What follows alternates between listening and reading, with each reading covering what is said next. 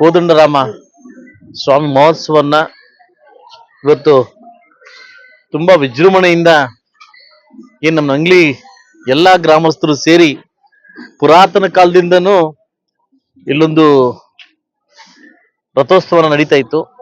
ಸುಮಾರು ವರ್ಷ ನಿಂತೋಗಿತ್ತು.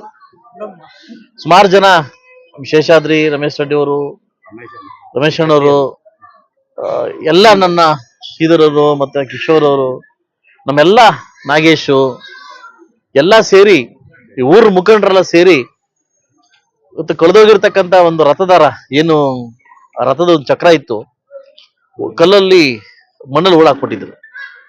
ಅದನ್ನ ಮತ್ತೆ ಹುಡುಕಿ ಅದೇ ಕಲ್ಲಿಂದಾನೇ ರಥೋತ್ಸವನ್ನ ಮಾಡಿ ಫಸ್ಟ್ ಟೈಮ್ ನನ್ನ ಮುಳಬಾಗಲ ಕ್ಷೇತ್ರದಲ್ಲಿ ಕಲ್ಲಿನ ಚಕ್ರದ ರಥ ಇರೋದು ನೋಡ್ತಾ ಇರ್ತಕ್ಕಂಥ ಇದೇ ಫಸ್ಟ್.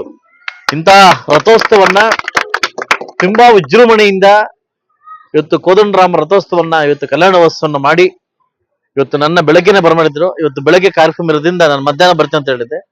ನಾನು ಬಂದು ಸ್ವಾಮಿನ ಒಂದು ದರ್ಶನ ಪಡ್ಕೊಂಡು ಸ್ವಾಮಿನ ಕೇಳ್ಕೊಂಡು ಮುಂದಿನ ದಿನಗಳಲ್ಲಿ ಏನು ನನ್ನ ಗಡಿನಾಡು ಭಾಗ ನಂಗ್ಲಿ ಇದೆ, ಬಹುಶಃ ನನ್ನ ಶಾಸಕರು ಇರೋ ಒಳಗಡೆ ಇದನ್ನ 110% ಪುರಸಭೆ ಮಾಡ್ಕೊಡು ಅಂತ ಕೇಳ್ಕೊಟ್ಟಿದ್ದೀನಿ ಸ್ವಾಮಿನ.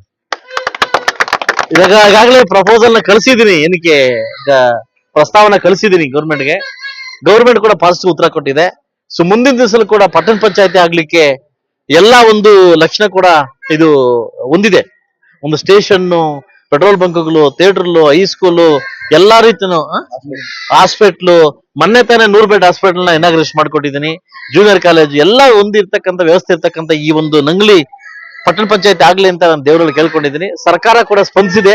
ಘನ ಸರ್ಕಾರಕ್ಕೆ ಏನ್ ಬೇಕೋ ಪ್ರಸ್ತಾವನೆ ಕಳಿಸಿ ಮುಂದಿನ ದಿವಸದಲ್ಲಿ ಪಟ್ಟಣ ಪಂಚಾಯತಿ ಮಾಡ್ತಕ್ಕಂಥ ಕರ್ತವ್ಯವನ್ನ ಭಗವಂತನ ಕೇಳ್ಕೊಂಡಿದ್ದೀನಿ. ಒಳ್ಳೇದಾಗ್ಲಿ ಅಂತ ನಾನು ಕೇಳ್ಕೊಂತೀನಿ. ಆ ಭಗವಂತ ನಮ್ಮ ಕೋದಂಡರಾಮ ಸ್ವಾಮಿ ಇಡೀ ಜನಕ್ಕೆ ಒಳ್ಳೇದ್ ಮಾಡ್ಲಿ ಅಂತ ಕೇಳ್ಕೊಂತ ಇಲ್ಲಿಂದ ಹೋಗ್ತಾ ಇದ್ದೀನಿ.